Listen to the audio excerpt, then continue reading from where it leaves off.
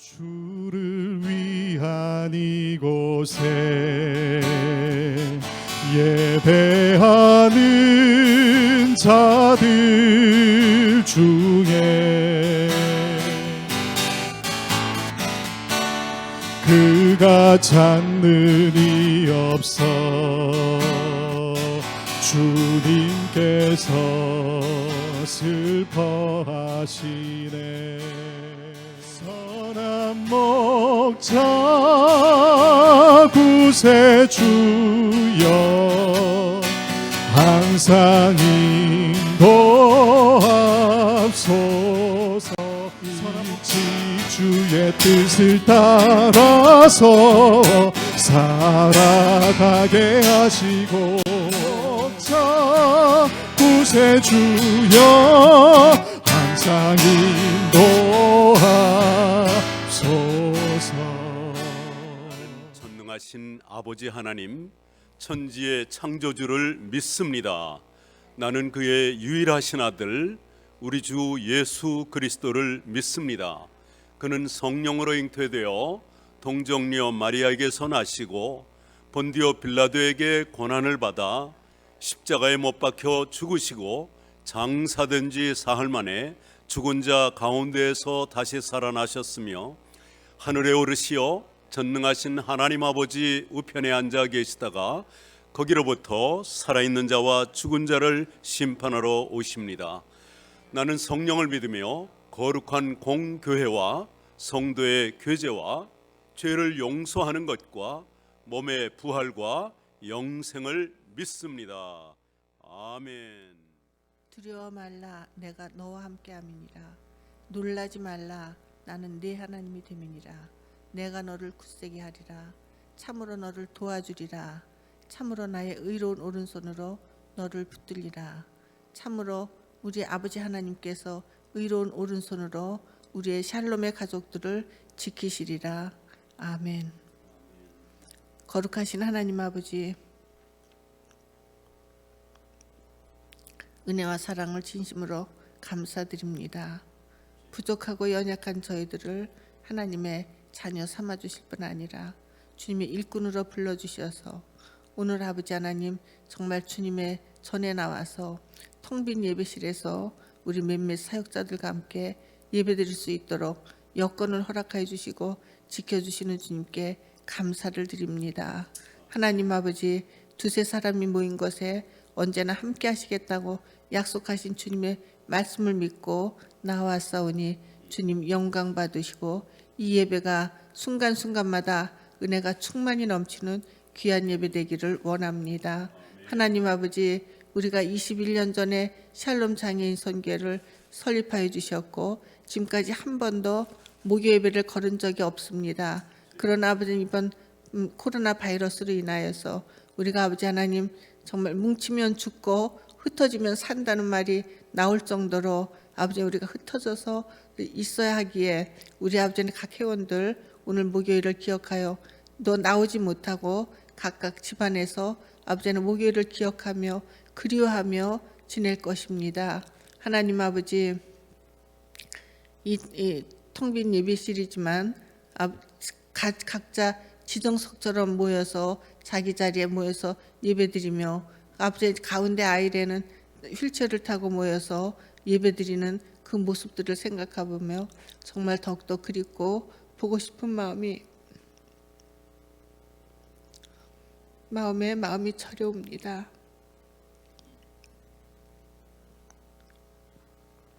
하나님 아버지, 그러나 우리가 이렇게 자유롭게 주님 전에 나와서 예배드리며 목요일이면 나와서 예배드리는 기쁨으로 나오고 아버지 또한 아름다운 성도의 교제를 나눌 뿐 아니라 각 교회에서 제공해주는 사랑의 애찬을 나누며 우리가 즐거워하던 때가 참으로 얼마나 감사하고 축복된 일이었는지요.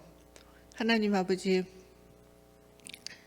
함께 해주셔서 우리가 이렇게 자유로울 적에 주님 앞에 감사하지 못하였고 아버지 우리가 당연하게 생각하며 불평하고 원망했던 것들을 주님 앞에 회개합니다.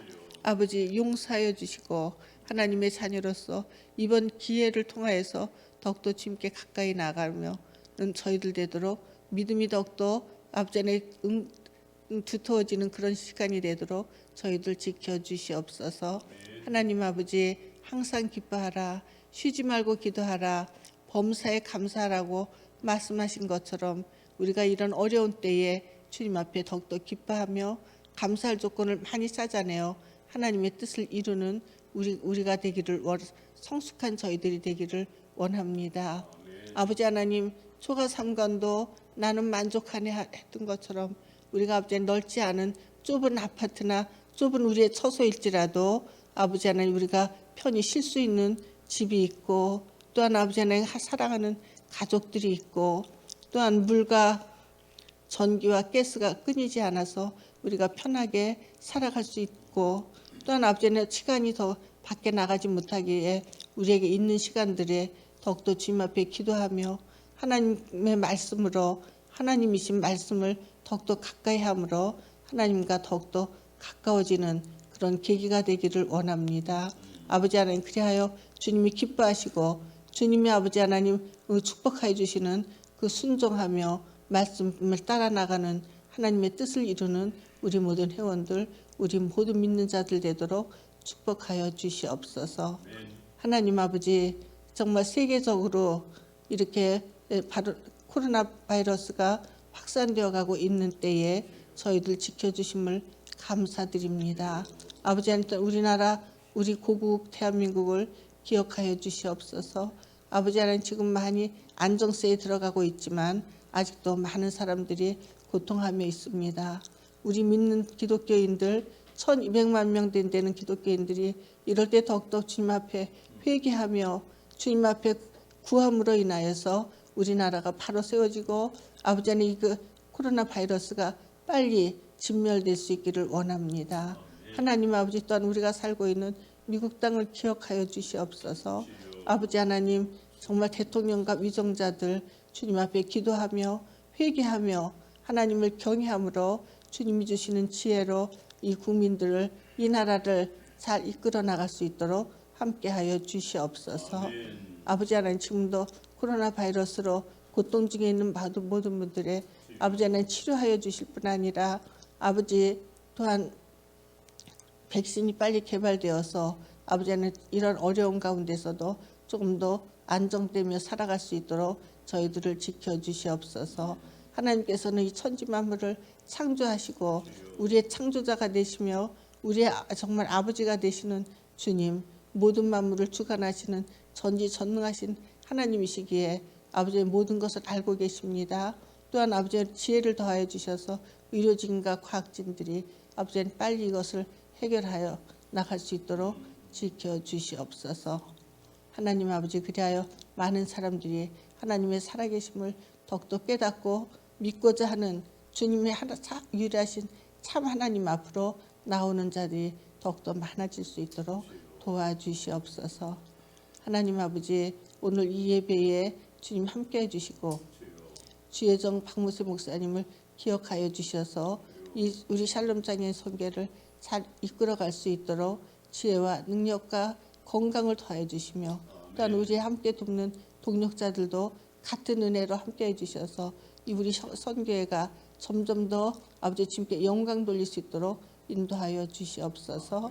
오늘 또한 말씀을 지혜롭게 사는 삶에 대해서 말씀을 전할 때에 아버지 성령께서 그를 주관하여 주시고 인도하여 주셔서 아버지 하나님 성령 충만하고 생명이 되는 말씀을 전할 때에 하나님께 영광이요 우리 모두에게 은혜가 되는 귀한 시간 되기를 원합니다.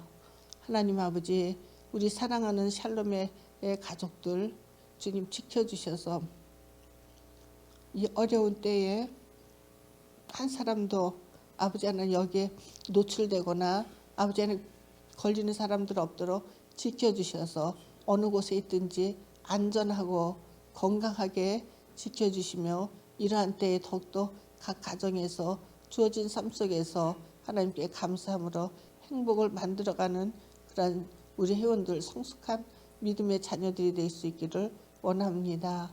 하나님 아버지, 저녁에는 울음이 기숙할지라도 아침에는 기쁨이 오리라고 말씀하신 것처럼 이 어둠이 빨리 지나가고 빛 대신 예수님의 그 광선이 치료의 광선이 임함으로 인하여서 우리가 기쁘게 만나서 또한 자유롭게 얼싸안고 아버지 하나님 기뻐하며 예배드릴 수 있는 날이 속히 오기를 간절히 소망하면서 지금도 살아서 역사하시는 우리 하나님뿐 아니라 우리를 변함없이 사랑하시는 우리 주 예수 그리스도의 이름으로 감사하며 기도드렸습니다.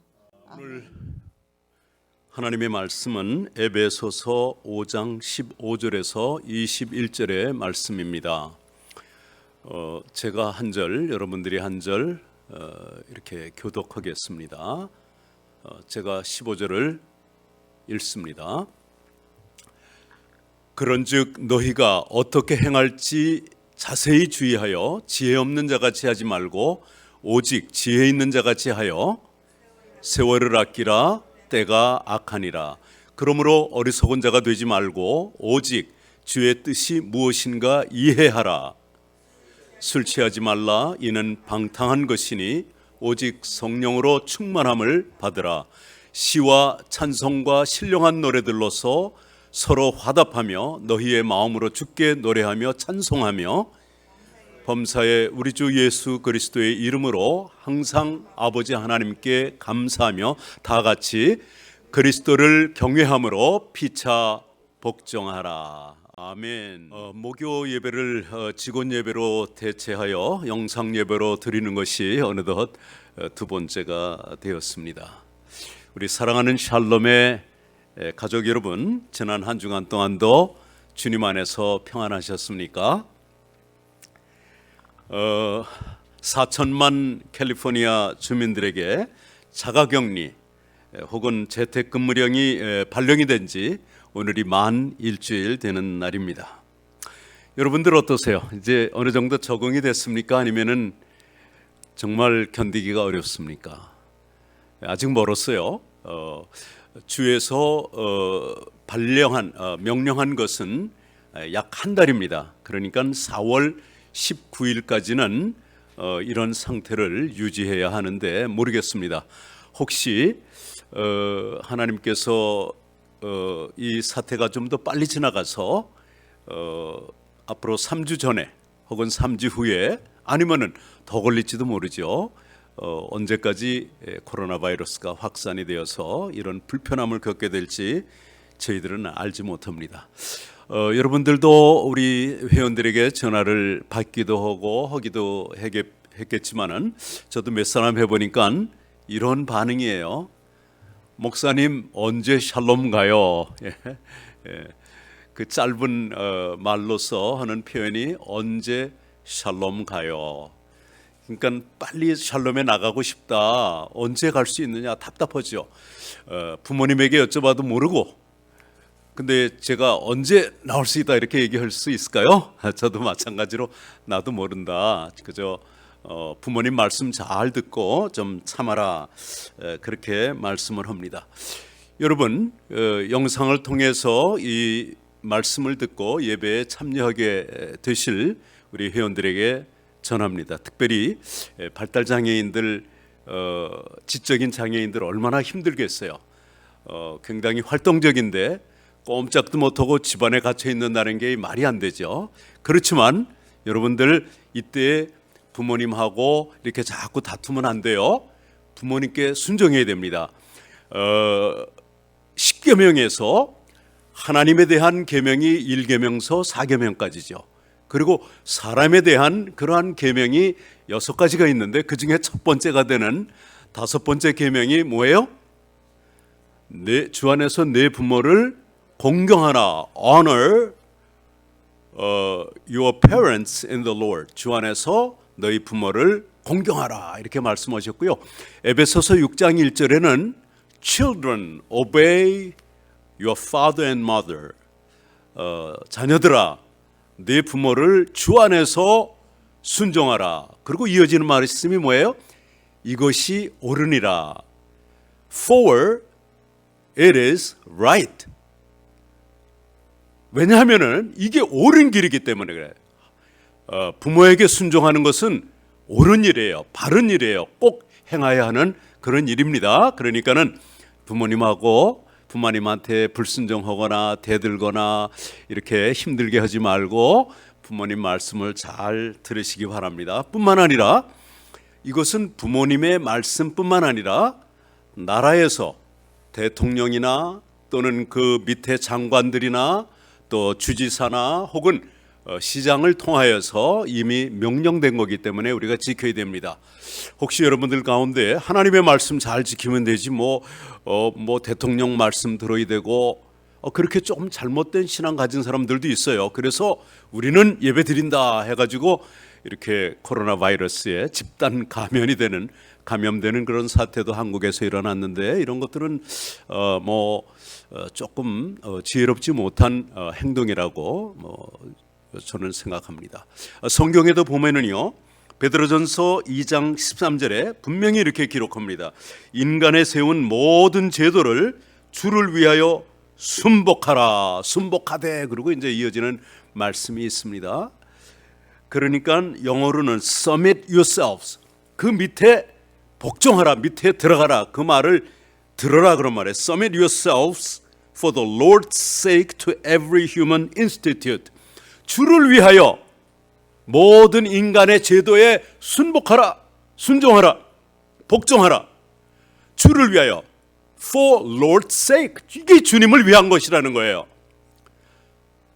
나라의 그 권세자들의 이 제도의 그 지시사항을 따르는 것은 바로 주님을 위한 것, 다시 말하면 주님의 뜻이라는 그러한 말씀입니다. 그리고 이 모든 조치는 바로 나를 위한 것입니다. 내 가족을 위한 것입니다. 우리 성도들을 위한 것이에요. 우리 지역사회를 위한 것이에요. 우리 나라를 위한 것입니다. 또 세계의 인들의 건강을 위한 것임을 꼭 기억해 주시기 바랍니다. 이것이 하나님의 뜻이고 이것이 하나님의 질서입니다.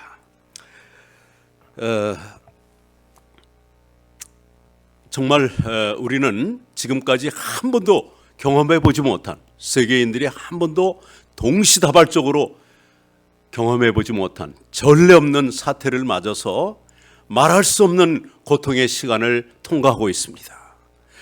장애인들로서는 좀 불편한 거고 건강한 사람들도 불편하지만 그분들은 플러스 경제 활동을 하지 못하기 때문에 엄청난 물질적인 그런 손실을 경험해야 되고요. 말할 수 없는 국가적인 손실이 우리 앞에 지금 다가와 있다는 것을 압니다. 조금 전에 우리 사모님 기도하실 때 기도 잘했어요. 옛날에는 그런 말이 있죠. 뭉치면 살고 헤어지면 죽는다 그랬는데 요즘은 뭉치면 죽고 헤어지면 산다. 맞습니다. 자꾸 모이면은 위험합니다. 그래서 감염될 수 있고 또 다른 사람을 감염시킬 수 있습니다. 죽습니다. 더 나가서는. 그렇지만 흩어져서 이렇게 나라에서 지시하는 대로 명령하는 대로 따라주면은 이게 머지않아서 한 14일이 잠복 기간이라고 그러니까 한 14일 내지 또는 20일 정도면 사실은 다 끝나는데 이 감염된 사람들이 마구 다니면서 모르고 다니면서 이렇게 전염을 시킵니다. 감염을 시키고 있습니다. 2001년인가요? 9.11 일어난 지가 벌써 2001년 9월 11일이죠. 그때 저희들은 그 샌디에고에 집회 약속이 있어서 다녀왔습니다만은 그때 전광판에 그 프리웨이에 그 405번 5번에 쭉 써 있는 걸 보면 뭐라고 써 있냐면 영어로 United we stand. 우리가 연합하면은 우리는 삽니다. 그때 가장 많이 불려졌던 찬송이 뭔지 아세요? Amazing Grace, America, Beautiful America인가 뭐 그런 America, America 그런 노래를 많이 부르곤 했는데 우리가 이런 때 하나가 돼야 돼요. 연합해야 돼요. 나라에서 또 관계 당국에서 지시하는 것을 잘 따라서 순종하는 것, 이것이 연합이에요. 말 안 듣고 막 돌아다니고 그러는 것은 연합이 아닙니다.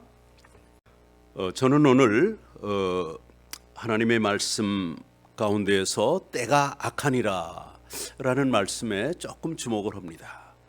우리가 살고 있는 이 시대는 뭐라고 그러죠? 전도사님 뭐라 그래요? 어떤 때예요? 종말 때 또는 말세, 거기다가 또 말세에서도 끝이다. 그래서 말세지말이라고 한자로 사용하기도 합니다. 우리 주님께서 친히 이렇게 말씀하셨죠. 그때 처처의 큰 지진과 기근과 온역, 영어로는 plagues 또는 그 pestilences, 즉 역병, 전염병, 또 어떤 성경에는 심한 전염병이라고도 번역이 되어 있습니다만은 그런 것들이 있겠고, 또 무서운 일과 하늘로서 큰 징조가 있으리라. 그 앞으로 마지막 때에 일어날 징조를 말하는 것입니다. 우리 캘리포니아에 살고 있는 저희들은 가장 두려워하는 게 뭐예요? 빅1이죠. 아마 7.0 이상의, 과거에 제가 경험했던 것은 6.9입니다만은 7.0 이상, 혹시 8도, 진도 8까지 가는 그러한 그 비관이 오지 않나 하는 두려움이 우리 속에는 있습니다. 저는 가끔 생각해요. 이러한 상태에서 또 다른 신종 바이러스가 발병을 했다, 창궐했다. 이건 뭐 아수라장이죠. 게다가 거기다가 지진이 났다. 이거는 뭐 정말 대재앙입니다. 그래서 어떤 때는 밤에 잘 때 두려워서 그런 기도도 해요. 특별히 제가 미국 와가지고 20일 만에 노트리지 지진을 만난 거 아닙니까? 정확하게 20일 만에 만났는데 정말 굉장히 힘들었어요. 왜냐하면 마침 그때 제가 미국에 그 유학으로 와 있었고요. 3층 아파트의 3층에 살았습니다. 뭐 새벽 4시 몇 분인가 아무튼 막 흔들어대는데 얼마나 무서운지 몰라요. 게다가 우리 건강한 사람들은 깜깜하더라도 내가 그냥 옷을 찾아서 입을 수 있는데, 제가 옷을 벗고 자는 아내를 그 침대에서 옷을 입혀가지고 그 아파트를 빠져나가는데 전기가 끊어지고 물이 끊어지고 하니까 엘리베이터가 안 움직이잖아요. 3층 엘리베이터에서 제가 아내를 들고 안고 계단으로 그 지하까지 내려가서 차를 태워서 이제 빠져나갈 수가 있었는데, 그때는 그래도 젊었죠. 26년 전이니까. 근데 지금 같으면 글쎄요, 걱정 마세요 사모님. 지금도 사랑의 힘이 있기 때문에 지금부터 번쩍 들고 갈 건데, 그래도 지금은 우리가 1층에 사니까 그런 위험은 없습니다. 그래서 저는 가끔 이런 기도를 해요. 하나님, 나 건강한 사람은 괜찮습니다. 뭐 지진이 오건 뭐가 오건 내 몸 그냥 빠져나가고 그러면 되는데, 우리 사모 정말 안 됩니다. 우리 살아있는 동안에 다시는 이 어려움을, 교통사고와 같은 이 지진과 같은 어려움을 더 이상 겪지 않고 주님 앞에 가게 해주세요. 솔직히 이런 기도를 할 때가 있습니다. 그렇지만 우리 생전에 또 대환란의 그 시기를 맞을지 누가 알겠어요? 아무도 알지 못합니다. 언제 우리 주님이 강림하실지 재림하실지 우리는 아무도 알 수 없습니다. 아버지만 아버지의 권한에 두신 거라고 했기 때문에 우리 주님께서 공생에 사실 적에도 제자들이 그런 질문을 했을 때 이것은 아버지의 권한에 두신 거라고 했고, 인자도 모르고 하늘에 있는 천사들도 모른다고 했어요. 그래서 이것은 우리 회원들 한번 다시 강조합니다. 주님이 오늘 밤에 오실 수 있습니다. 이것은 성경적이에요. 왜냐하면 밤에 도적과 같이 밤에 오신다는 말씀이 아니고, 도적이 밤에 남들 모르게 오는 것처럼 다시 오신다는 것이죠. 그런 의미에서는 오늘 밤이 그날이 될 수도 있고 내일도 될 수 있고, 또 혹시 50년 후에 100년 후에도 될 수가 있습니다. 그러나 앞으로 2500년 1월 1일 온다 이러면 이건 이단입니다. 그건 아닙니다. 언제 오실지는 모르지만은 우리는 준비하는 마음으로 살아야 할 것입니다. 바로 전에 노트리지 지진을 통해서 많은 사람들이 교회에 출석했다는 그런 얘기를 듣습니다. 이번 코로나 사태를 통해서도 마찬가지로 우리 성도들의 신앙이 회복이 되고 기도의 운동이 일어나고 회개의 역사가 일어나고 안 믿는 자들이 주님 앞에 돌아오는 그러한 계기로 우리는 이 기회를 사용해야 될 줄 믿습니다. 그것이 바로 하나님의 뜻이요 지혜로운 삶입니다. 한번 저를 따라 해보시겠습니까? 지혜롭게 삽시다. 시작. 지혜롭게 삽시다. 저는 오늘 말씀의 제목을 앞으로 시리즈로 한 3번 혹은 길면은 4번 할지 모르겠는데요. 지혜로운 삶, 그 1번으로 오늘 말씀을 나누려고 합니다. 오늘 말씀에 보면 좀 말씀을 올려주시겠습니까? 보면은요, 그런즉 너희가 어떻게 행할지를 자세히 주의하여 지혜 없는 자 같이 하지 말고 오직 지혜 있는 자 같이 하여 세월을 아끼라. 때가 악하니라. 지혜 있는 자는 어떤 사람입니까? 때를 아끼는 자입니다. 시간을 아끼는 자입니다. 세월을 아끼는 자입니다. 왜냐하면은 because the days are evil. 때가 악하기 때문입니다. 정말 지금 우리가 사는 이런 어려움들 오는 거, 이것이 때가 악한 것입니다. 하나님의 모든 말씀들은 종말에 많이 포커스가 맞춰져 있어요. 사실은 이미 우리 주님이 성경대로 이 땅에 2000년 전에 오셨고 또 성경대로 죽으시고 부활 승천하셨습니다. 성령을 보내주셨습니다. 이제 예언이 이루어지지 않은 게 하나 있다면 우리 주님의 재림입니다. 그러므로 우리 믿는 모든 성도들은 언제 주님이 다시 재림하실지 모르는데 준비하는 그러한 삶을 사는 분, 그분들이 정말로 지혜 있는 자들입니다. 지혜롭게 사는 삶입니다. 그러므로 어리석은 자가 되지 말고 오직 주의 뜻이 무엇인가 이해하라. 주님의 뜻이 무엇인가 이해하라. 맞습니다. 하나님의 뜻을 알지 못하고 신앙생활하는 것은 정말 마치 목표가 없이 길을 가는 사람, 목적이 없이 길을 가는 사람과도 같습니다. 만약에 여러분들이 일반 직장에서 일을 한다고 생각해 보십시오. 그 회사의 최고 경영자의 뜻을 알아야 진급도 제대로 할 수 있고 또 인정을 받을 수가 있어요. 그 최고 경영자의 뜻을 알지 못하고 내가 원하는 대로 내가 원하는 방식대로 한다면은 전혀 회사에서 추구하는 그러한 방향이 아니죠. 그러므로 바른 직장 생활 할 수도 없고 교회도 마찬가지입니다. 마찬가지로 우리는 하나님의 뜻을 바로 알아야 됩니다.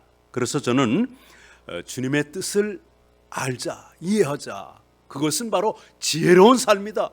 주님의 뜻을 알지 못하는 사람은 어리석은 자들입니다.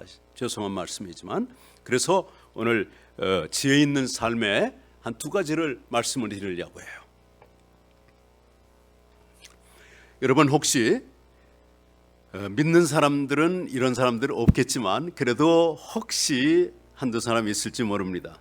마스크나 손세정제나 알코올, 또 화장지, 물 등을 많이 사놓고 이제 안심한다, 나는 괜찮아 하고 이렇게 안심하는 사람, 이것이 세상적인 지혜인지는 모르겠지만 그런 걸 가지고 우리는 지혜라고 하지 않습니다. 물론 준비하지 말라는 그런 말 아니에요. 근데 내가 세상적으로 나 화장지 많이 사놨으니까, 나 손세정제 많이 사놨으니까, 물 많이 사놨으니까, 먹을 음식 많이 사놨으니까 문제 없다, 안심한다, 나만 안전하면 괜찮아, 이런 그 이기적으로 살아가는 사람들은 절대 그거는 지혜로운 삶이 아니에요. 그걸로 만족. 이제 부자가, 예수님의 그 비유에도 나오는 부자가 이제 더 큰 창고를 짓고 내 영혼아 즐거워라 하고 잔치하고, 그건 어리석은 자야. 내가 오늘 밤에 네 생명을 취하면은 어떻게 오겠느냐. 그런 그 주님의 말씀이 생각이 납니다. 그래서 그런 것은 전혀 지혜로운 삶이라고 말할 수가 없습니다. 그러면은 어떻게 사는 것이 지혜로운 삶입니까? 오늘 본문에 어떻게 사는 것이 지혜로운 삶이라고 그랬어요? 우리 홍 간사님, 어떻게 사는 것이 지혜로운 삶이에요? 자, 전도사님, 어떻게 사는 것이 지혜로운 삶이에요? 세월을 아껴라. 근데 그거는 핵심은 아니죠. 예, 세월 아껴야 됩니다. 그 지혜로운 삶입니다. 우리가 늘 살아있다고 생각하면 안 돼요. 우리 주님이 오십니다. 그걸 아껴야 됩니다. 언제 오실지 모른다는 그런 마음을 가지고 살아야 됩니다. 시리어스하게 살아야 됩니다. 뭐예요? 성령 충만입니다. 오늘 본문에서 말하는 하나님의 뜻, 지혜로운 삶은 바로 성령 충만입니다. 그런데 안 믿는 사람이 성령 충만할 수 있어요? 구원받지 못한 사람이 성령 충만할 수 있어요? No way. 절대로 성령 충만할 수 없습니다. 그래서 하나님의 최고의 뜻, 첫 번째 되는 뜻, 많은 뜻이 있지만 크게 간추리면은 제가 그래서 한 4-5가지로 이제 시리즈로 설교를 하려고 하는 것입니다.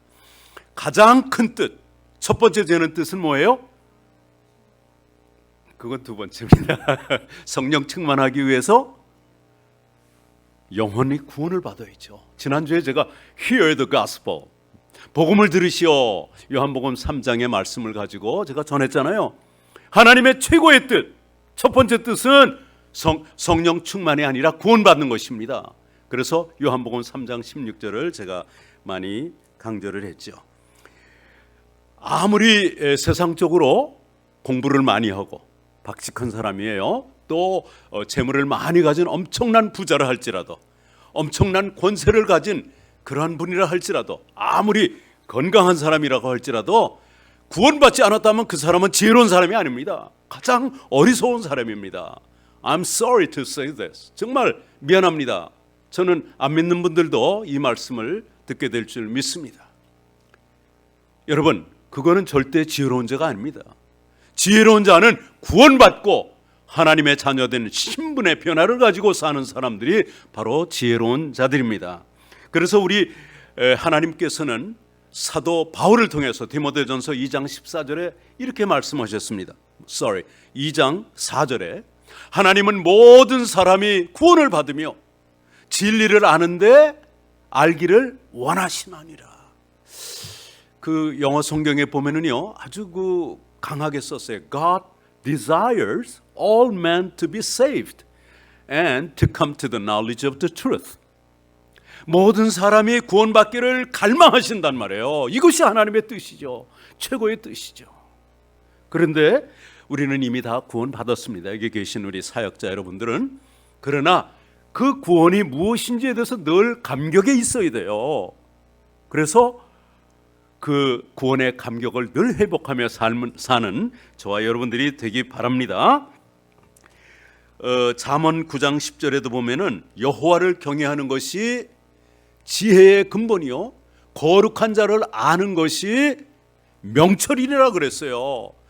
지혜로운 자는 명철한 자입니다. 근데 거룩한 자를 아는 것이 명철이라고 그랬어요. The knowledge of the Holy One is understanding. 거룩한 자를 아는 것, 여호와를 경외하는 것, 그것이 지식의 근본이고 또 지혜의 근본인 것입니다.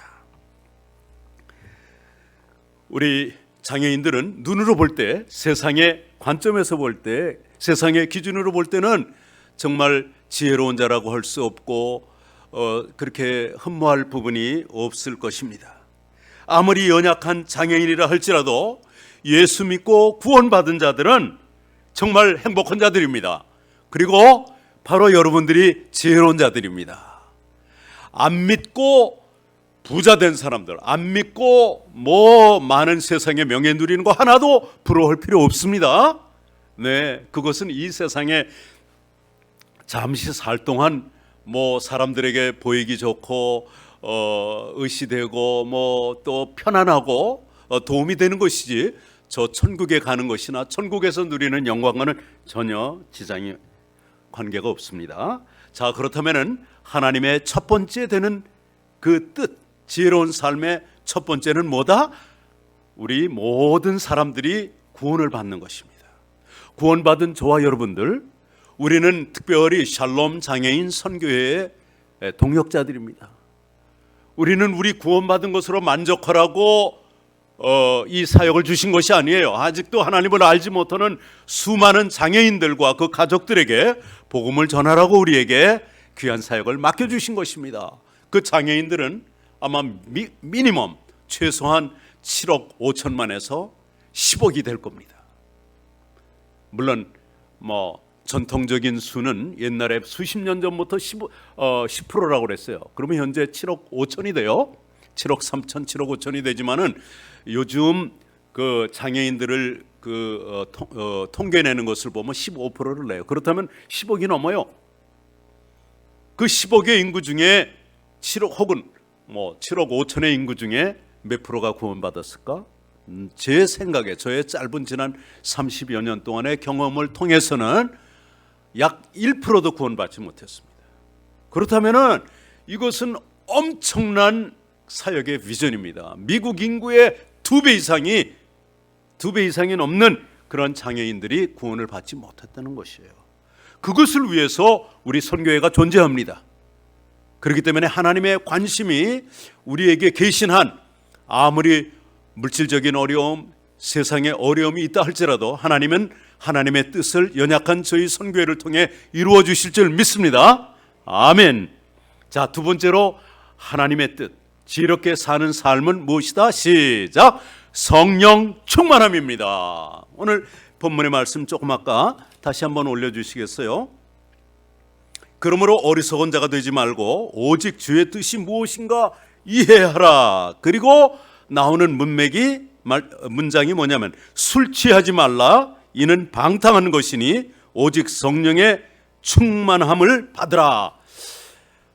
우리 말로는 이게 잘못하면 능동태로 느껴져요. 그렇지만 이 본문의 말씀은 분명히 영어로도 나와 있죠. 수동태입니다.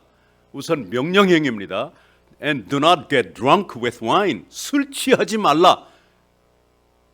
Get drunk. 술 취하지 말라. For that is dissipation. 이것은 방탕한 것이니 오히려 오직 이렇게 번역했는데요. Be filled with the Spirit. 성령으로 충만케 되라.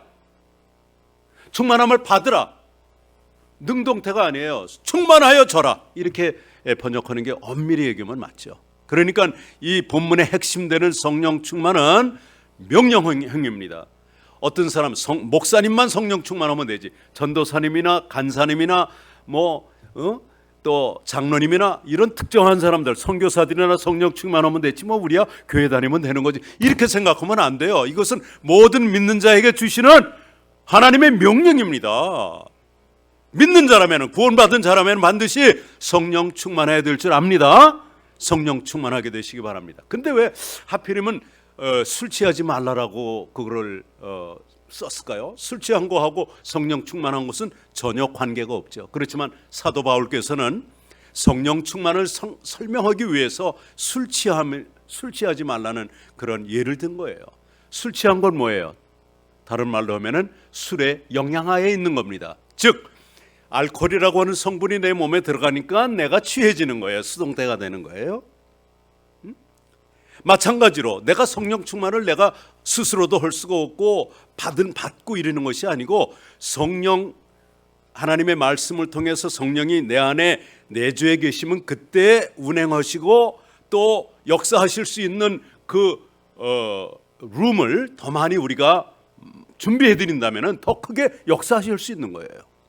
거기에 대해서 좀 설명드리겠습니다. 자, 우리가 영혼 구원 받는 것은 육신으로 말하면은 한번 태어나는 거예요.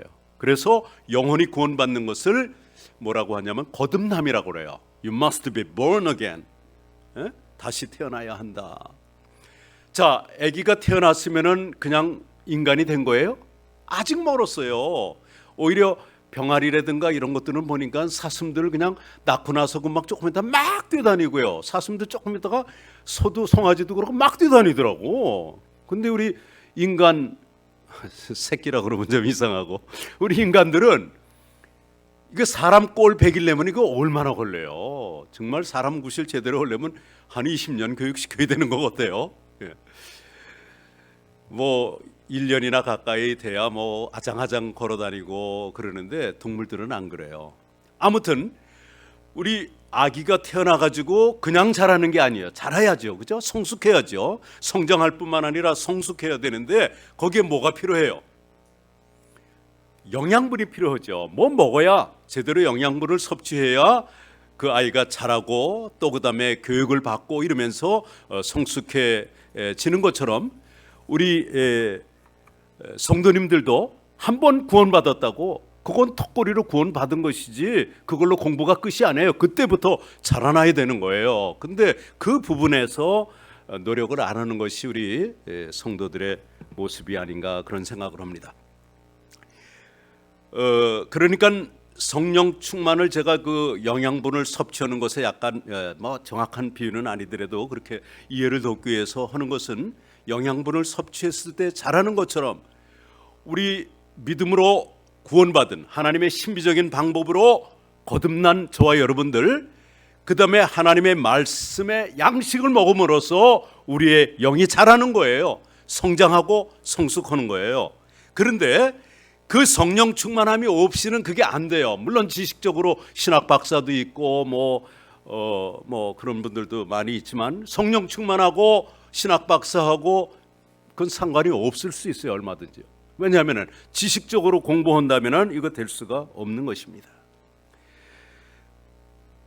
우리가 신앙적으로 성장하고 성숙하는 것은 성령 충만함이 없이는 불가능합니다.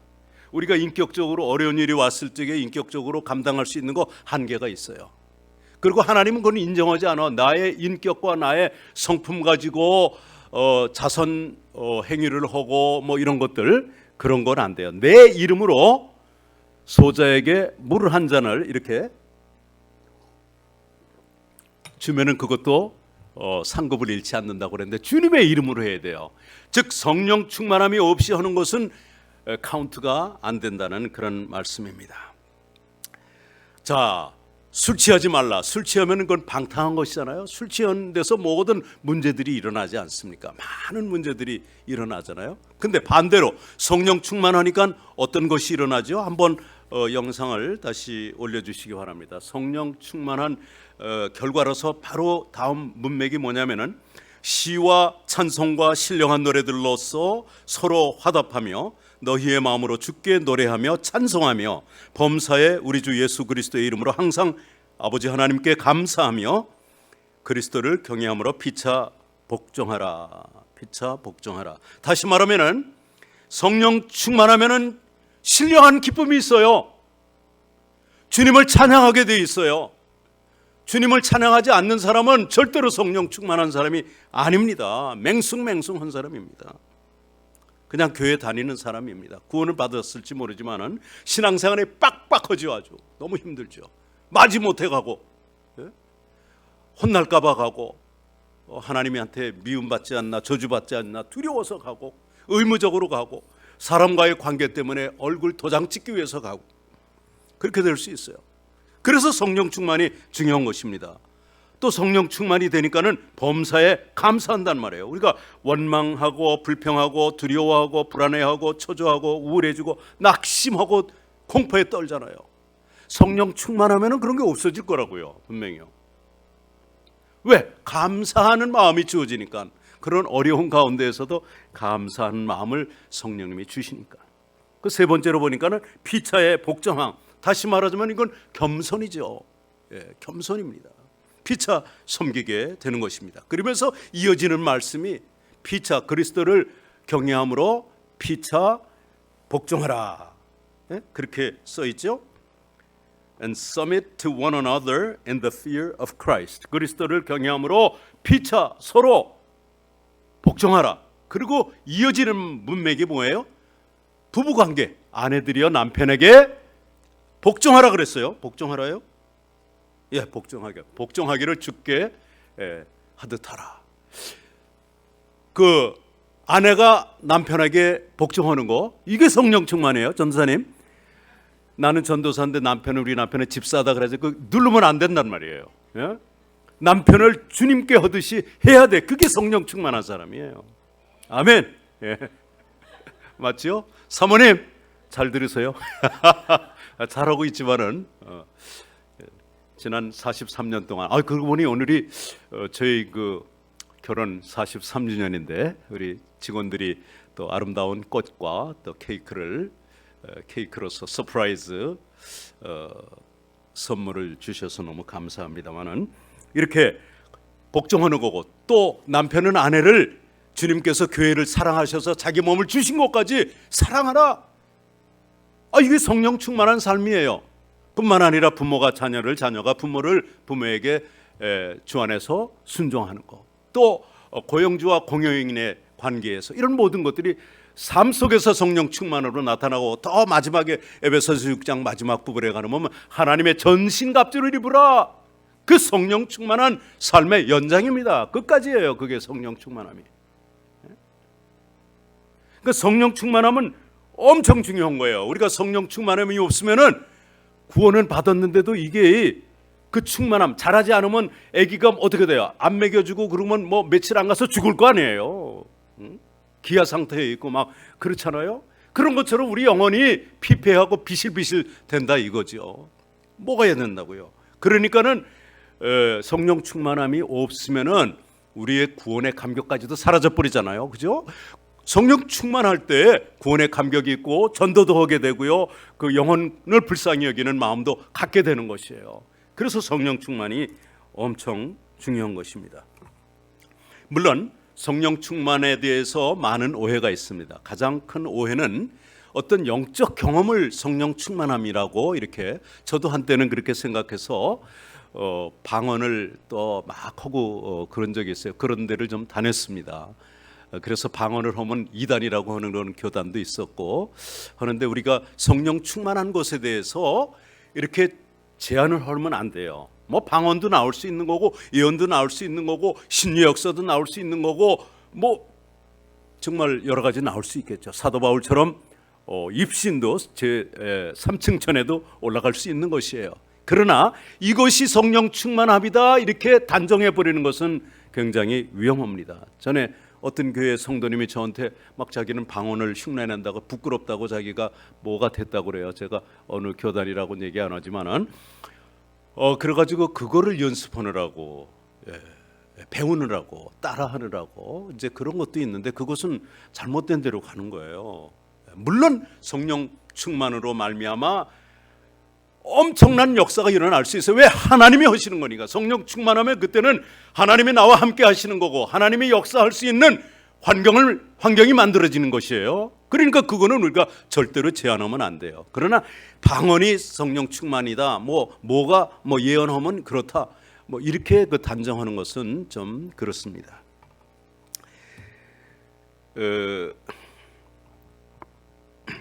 저는 제 아내를 조금 예를 들게요. 제 아내는 저보다는 성령 충만합니다. 이 예화를 드는 것은 조금 이따 나올 그 내용입니다만은, 우리 사모는 아시다시피 성경을 내가 마음대로 펼칠 수도 없고, 이렇게 읽고 싶을 때 읽을 수도 없어요. 누군가 성경을 갖다 주고 무릎 위에다가 랩데스크를 놓고 또 펴줘야지 성경을 읽을 수 있습니다. 그래서 이제 30년 반 전에 31년이 돼가네요. 성경을 읽기 시작해서부터는 읽을 수가 없으니까 누워서 지내니까 암송을 시작을 했습니다. 성경을 이제 태어나고 나서 이제 읽고 암송을 이제 많이 했는데, 그 하나님의 말씀이 그 속에 늘 있는 거예요. 많은 성경을 암송하죠. 예를 들면 시편을 1편부터 150편까지, 그렇다고 1편하고 150편만 암송하는 게 아니고 1편서 150편 안에 있는 걸 모두 다 매 절을 다 암송을 합니다. 그때 그 마지막 그 시편 150편 6절까지 있죠. 그거를 암송한 날은 정말 천사더라고. 얼굴이 그냥 정말 남편 없이도 살겠네 그랬어요. 제가요. 얼굴이 너무 환하고, 이건 천사야, 천사. 지금도 이제 얼굴에 빛이 난다는 말을 많은 친구들까지도 해주기는 그래요. 그게 성령 충만해서 그래요. 방언으로 말하고 이상한 말하고 그런 거 아니에요. 똑같이 하지만은 그 심령 속에 하나님의 말씀이 들어가 있기 때문에, 아무도 뺏어갈 수 없는 그 하나님의 말씀이 있기 때문에 그 성령의 충만함이 있는 것이죠. 예를 들면은 늘 24시간 통증이 있잖아요. 근데 밤에는 어떤 때는 정말 통증 때문에 밤을 꼬박 샐 때도 있다고 그래요. 그런데 그 시간을 그 원망이나 불평이나 혹은 뭐 신음하면서 억지로 이를 갈면서 견디는 것이 아니라 그 아픔에 통증에 굴복하지 아니하고 하나님의 말씀을 암송하기 시작하는 것이에요. 그래서 제 안에는 절루 암송을 해야 하고 챕터로 장으로 이렇게 암송을 하는데, 그렇게 암송하다 보면은 새벽이 이렇게 올 때도 있고 나도 모르게 암송하는 가운데 잠이 들어버려. 그 다음에 깨어지면은 놀랍게도 그 다음 절부터 생각이 나서 바로 암송이 되고, 이거는 정말 축복이에요. 영적으로 건강한 것 같아요. 왜냐하면 지금도 꿈 얘기를 하면은요, 지난 30여 년 동안 한 번도 휠체어 탄 꿈을 안 꿨대. 지금도 꿈을 꾸면은 걸어 다니는 거예요. 난 그것도 하나의 간증이라고 생각합니다. 왜냐하면 그 영적으로는 제 안에는 장애가 없습니다. 천국에서는 휠체어도 없고 이런 통증도 없고 불편함도 없는 가운데 정말 얼마나 그 기뻐하고 즐거워하고 영광 가운데 거하겠습니까? 그것도 하나의 그러니까 성경 암송 다 하자 그 얘기가 아니고 성령 충만의 한 부분을 제가 말씀드렸는데, 그러면 어떻게 성령 충만할 수 있습니까? 바로 말씀의 지배를 받는 것입니다. 성령의 충만함을 받는 것은, 성령에 충만해지는 것은 마치 알코올이 들어가서 내가 취하는 것처럼 하나님의 살아계신 하나님의 말씀,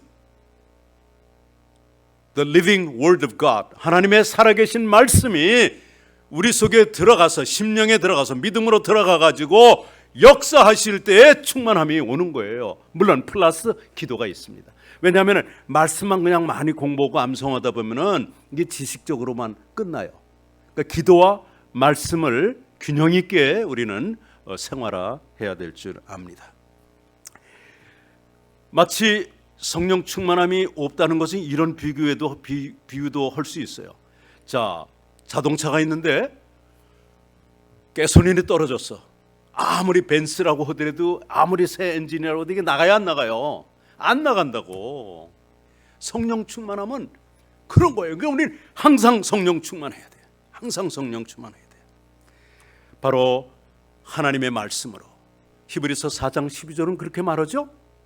The word of God is living and active and sharper than any two-edged sword. 하나님의 말씀은 살았고 운동력이 있으며 좌우의 날선 어떤 검보다도 sharper than any two-edged sword. 쌍날을 가진 그러한 칼보다도 예리하다고 했습니다. 그리고 우리 영혼육의 그 골수까지도 다 감찰하신다고 이렇게 말씀하셨습니다.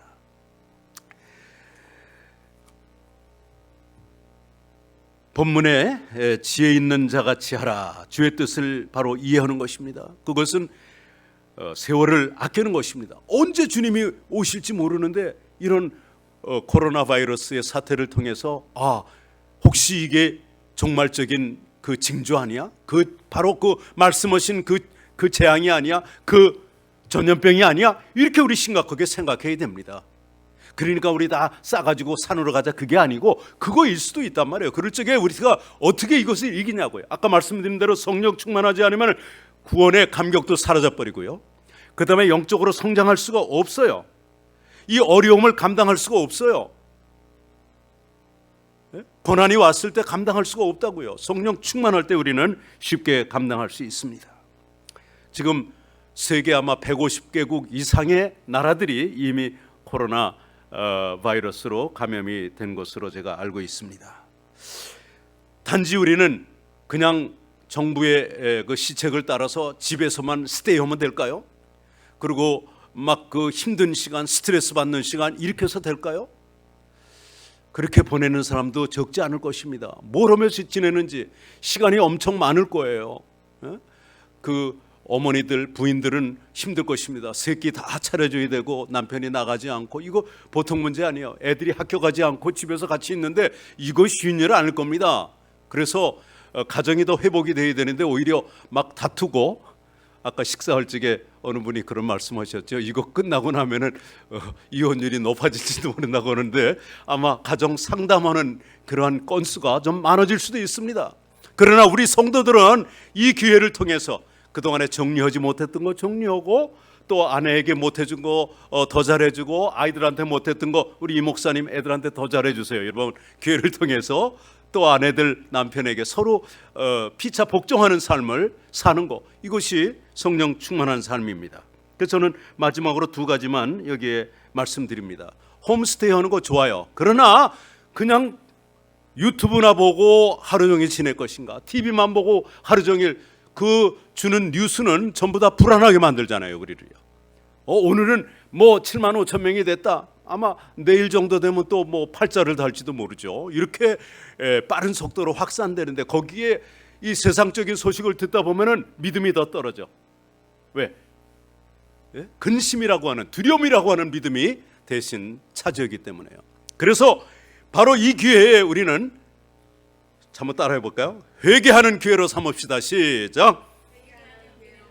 회개하는 기회로 삼읍시다. 하나님을 떠났던 것을, 하나님과의 관계가 소원해졌던 것, 멀어졌던 것에 대해서 회개해야 되고, 혹시 내가 관념적으로, 형식적으로 그렇게 신앙생활을 하지 않았나, 교회는 열심히 다니고 헌금 생활도 하지만은 정말 성도답게 빛과 소금의 직분을 감당하면서 내 것을 나눠주면서 그런 삶을 살았나, 고통당하는 사람들을 위해서 마음 아파하며 기도했나, 구원받지 못한 사람 저렇게 예수 안 믿고 저렇게 코로나 바이러스로 죽어가면은 어떡하나, 이런 아픔을 가져야 된다 이거예요. 회개하는 시간으로 가져야 되고요.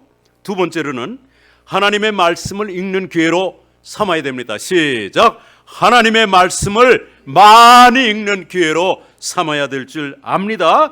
그리고 기도를 이제 같이 하는 것이죠.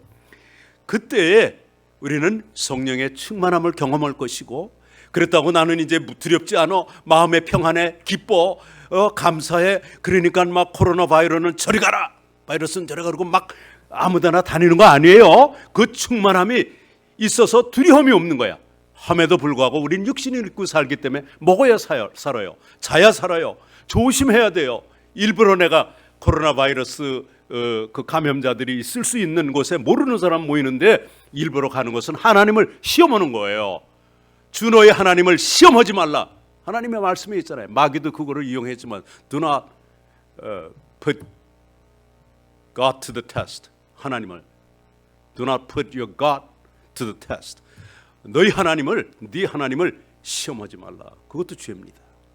그래서 우리가 성령 충만할 그러한 기회로 삼으시기 바랍니다. 그럴 때 우리가 이 초유의 사태를 주님의 도우심으로 잘 감당할 것이고, 후에 또 하나님께서 회복시켜 주시는 은혜를 체험하고, 이로 인하여 하나님의 뜻을 더 많이 깨닫고 영광 돌리는 저와 여러분들이 되시기를 주님의 이름으로 축원합니다. 아멘. 기도하시겠습니다. 하나님 아버지, 우리는 벌써 수십 년 전에 예수 믿고 구원받은 자들입니다. 또 주님의 그 특별하신 목적을 따라서 부르심을 받아 주의 종으로 이렇게 살아가는 종들입니다. 그렇지만 우리의 지난 신앙생활을 돌이켜볼 때 늘 성령 충만에 살았는가 생각해보니 그렇지 못한 때가 많이 있었음을 고백합니다. 그래서 하나님의 그 주시고자 하시는 놀라운 그 역사를, 놀라운 축복을 경험하지 못하고 가난하게, 메마르게, 빡빡하게 신앙생활한 적도 많이 있음을 고백합니다. 이번 코로나 바이러스 사태로 인하여 집에 많이 있는 동안에 회개하는 시간으로 삼게 하여 주옵소서. 우리 교회와 성도들이 하나님 앞에 범죄해야 해서 이러한 어려움들도 오는 것으로, 물론 하나님의 계획 가운데 마지막 때에 일어날 일이지만은 그것을 우리 교회가 회개하게 하옵소서. 주의 종들이, 성도들이 회개하게 도와주시옵소서. 그리고 모든 성도들이 하나님의 말씀을 가까이 함으로 말미암아 성령 충만하여서 하나님이 우리 편이 되어 주시고 함께하여 주시고, 이 어려운 사태가 속히 지나가고 하나님이 치료해 주시고 회복시켜 주시는 놀라운 역사를 경험하는 우리 모두가 되게 하여 주시옵소서. 주 예수 그리스도의 이름으로 기도하옵나이다.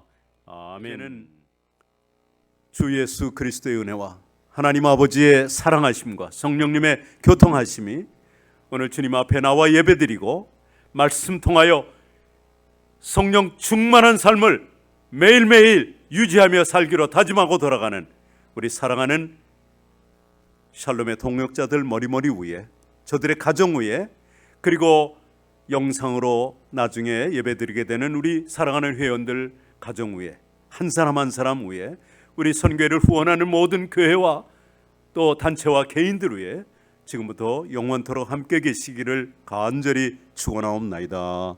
아멘.